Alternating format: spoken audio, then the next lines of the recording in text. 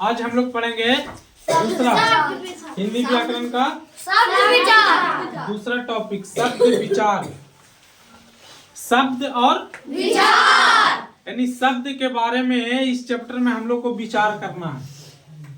जैसे कोई मुद्दा होता है, जैसे मान लिया जाए कि कोई पंचायती होता है, ठीक है, तो कोई पंचायती में कोई विचार रखा जाता है कि नहीं रखा जाता है कि ई दिक्कत है, ई गलती है, चाहे ई गलती है, उसको बाहर में रखा जाता है और उस बात पर सॉल्यूशन होता है, ठीक है। आज उसी के बारे में हम लोग पढ़ेंगे, शब्द के बारे में। आज हम लोग शब्द के बारे में जानेंगे कि शब्द क्या है, शब्द पर विचार करते हैं कि आखिर इसमें क्या क्या है। सबसे पहले जानते हैं हम लोग शब्द के बारे में कि शब्द कहते किसको हैं। शब्द किसे कहते हैं। आज सबसे पहले इसी के बारे में जानेंगे कि शब्द किसे कहते हैं, ठीक है। हम लोग लिखेंगे शब्द किसे कहते हैं, इसका उत्तर लिखेंगे वर्णों या ध्वनियों के सार्थक मेल को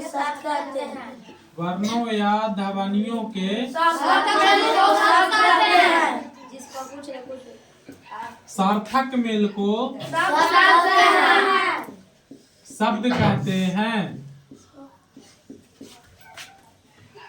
वर्णों या ध्वनियों के सार्थक मेल को शब्द कहते हैं। जैसे में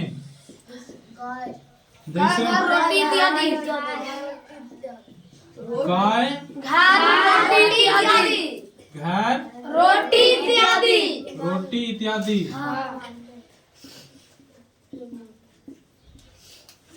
वर्णों या ध्वनियों के सार्थक मेल को क्या कहते हैं, शब्द कहते हैं। यानी कि वर्ण और ध्वनियों दोनों के जब मिला दिया जाता है तो वह शब्द बन जाता है। जैसे कहने का मतलब हम आपको बताते हैं, गाय है, क्या है, गाय। गाय को अगर देखेंगे तो बनल है गा प्लस या से, गा प्लस कुछ बनल है गाय। अब बताइए गा प्लस या से बनल है और वर्णों या ध्वनियों के सार्थक मेल को क्या कहते हैं, शब्द कहते हैं। जैसे दूसरा घर है, क्या है, घर को करेंगे तो कुछ बनेगा घा प्लस र।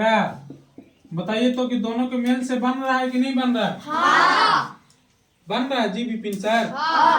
और तीसरा रोटी, मान लीजिए कोई भी चीज को लीजिए तो रोटी कैसे बना है, रो प्लस टी, रोटी, ठीक है। इसको और तोड़ेंगे तो और टूटेगा, टूटेगा कैसे टूटेगा, रा के अलग करके ओकर पाइए के अलग, रा के अलग करके और टी के अलग, चाहे रो ऐसी रहने देंगे अभी ना, रो प्लस टा प्लस ई, रोटी। इस तरीका से आप लोग के समझना और सीखना है। तो हम लिखा है कि वर्णों या ध्वनियों के सार्थक मेल को शब्द कहते हैं। अब पढ़ेंगे शब्दों के भेद।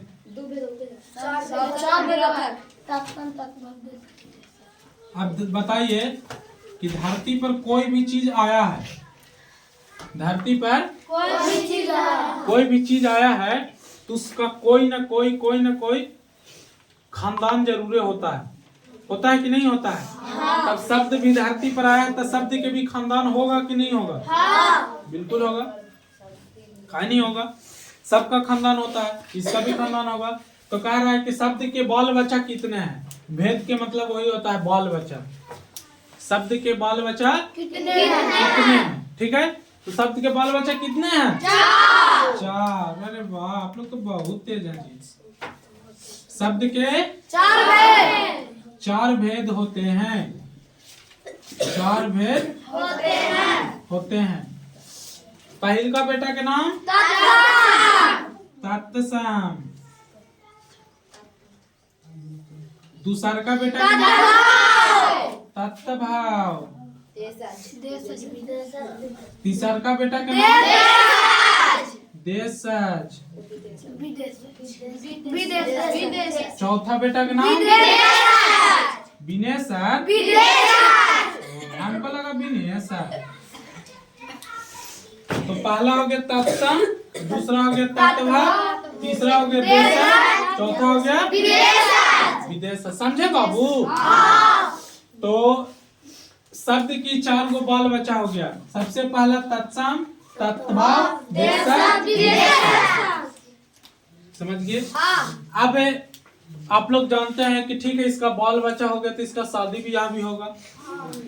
ताकि इसको जानते हैं सबसे पहले पहिल का बेटा के, बड़का बेटा के, क्या आखिर इसका शादी किसको से हुआ, कैसन हुआ। तो हम लोग लिखेंगे, अब जानेंगे तत्सम के बारे में। किसके बारे में? तत्सम के बारे में। तत्सम कि तत्सम किसको कहते हैं,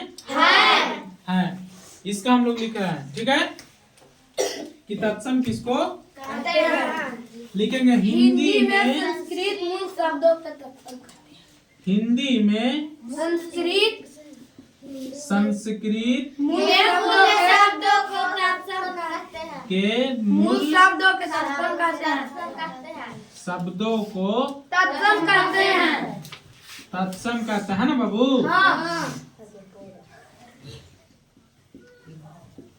जैसे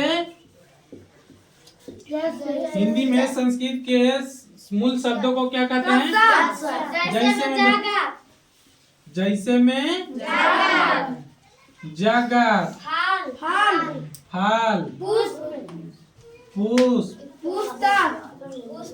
पुस्तक, पृथ्वी इत्यादि।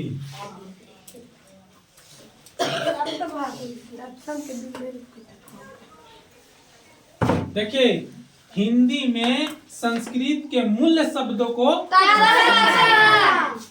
अब जैसे आपको एक चीज बताते हैं। मान लिया जाए कि गांव घर में देखते होंगे किसी को कि उसका नाम ई है, लेकिन उसको गांव में पुकार रहा है दूसरा नाम से। जैसे कहने का मतलब अमित, अमित का दूसरा नाम क्या है? गोलू। हम लोग प्यार से क्या पुकारते हैं? गोलू। लेकिन एक्चुअली में इसका नाम कुछ है अमित। उसी प्रकार से तत्सम का भी है। कहता है कि हिंदी में संस्कृत के मूल शब्दों को तत्सम कहते हैं। अभी जो जगत है ना, ये संस्कृत भाषा है। ये जो जगत है संस्कृत भाषा है, लेकिन मिल गया है किसको में? हिंदी में। इसलिए कहता है कि संस्कृत के मूल शब्दों को हिंदी में तत्सम कहते हैं। समझ रहे हैं बात के? क्या कह रहे हैं कि जैसे फल, फल संस्कृत, इसका नाम संस्कृत में है। क्या में है? संस्कृत में है, लेकिन इसको कहाँ में डाल दिया है? हिंदी में। पुष्प, पुष्प क्या है? संस्कृत भाषा है। क्या भाषा है? संस्कृत भाषा है, लेकिन इसको हिंदी में कर दिया है। क्या कर दिया है? हिंदी में डाल दिया है। तो वही कहता है कि हिंदी में संस्कृत के मूल शब्दों को तत्सम कहते हैं। समझ गए आप लोग? अब इसके बाद दूसरा का बेटा की भी शादी हुए करेगा। दूसरा का बेटा के बारे में तनी सुन चर्चा कर लेते हैं। कोची के तत्भव के समझते हैं कि तत्भव किसको कहते हैं? तत्सम के बिगड़े रूप को अब तत्भव कहता है कि तत्सम के बिगड़े रूप को तत्सम कहते हैं। बिगड़े रूप को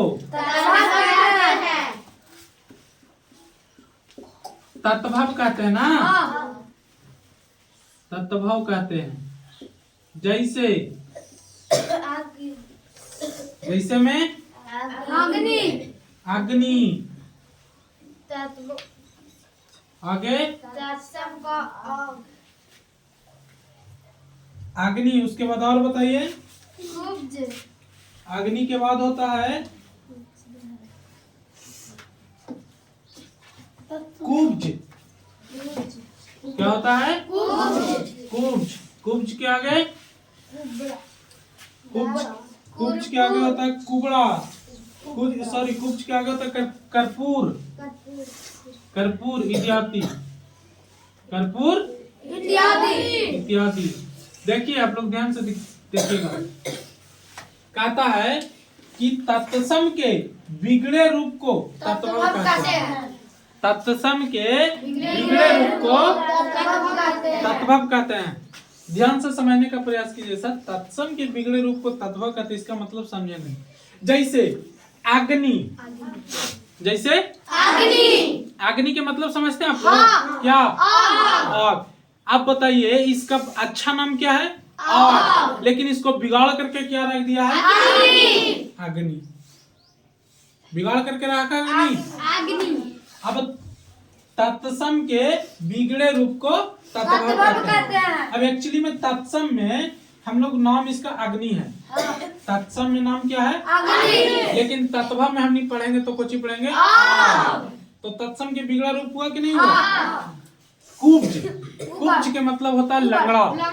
कुब्ज के मतलब होता है लंगड़ा। तो तत्सम में कुब्ज है लेकिन तत्व में लंगड़ा है कि नहीं है? जैसे कर्पूर। कर्पूर के मतलब क्या होता है? कपूर। कर्पूर के मतलब कपूर। समझ रहे हैं बात के? तो इसका बिगड़ा रूप है कि नहीं है? तो नोट कीजिए, आगे बताते हैं।